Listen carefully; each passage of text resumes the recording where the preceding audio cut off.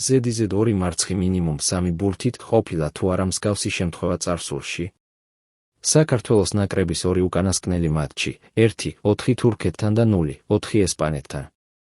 ეროვნული გუნდის ისტორიაში მოხდა მესამედ, როდესაც ჯვაროსნებმა ზედიზედ 2 შეხვედრა მინიმუმ 3 ბურთიანი უპირატესობით წააგეს. პირველად მსგავსი ფაქტი დაფიქსირდა 2002 წლის აგვისტო-სექტემბრის შუალედში. ჩვენი ნაკრები ამხანაგურ მატჩში დამარცხდა ბოსფორელებთან 0-3, შემდეგ კი ევროპის ჩემპიონატის საკვალიფიკაციო ეტაპზე შვეიცარიასთან 1-4. მეორედ მსგავსი ფაქტი განმეორდა უახლოეს წარსულში 2021 წლის სექტემბერში. ვილი სანიოლის გუნდი ჯერ 0-4 განადგურდა ლა-როხასთან მუნდიალის შესარჩევზე, 3 დღის შემდეგ კი ამხანაგურ შეხვედრაში ბულგარეთთან 1-4.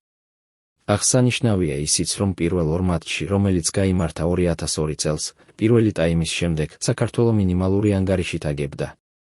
დანარჩენ 4 შეხვედრაში კი ჯვაროსნების მეტოქეების უპირატესობა პირველივე ნახევარში თვალსაჩინო იყო.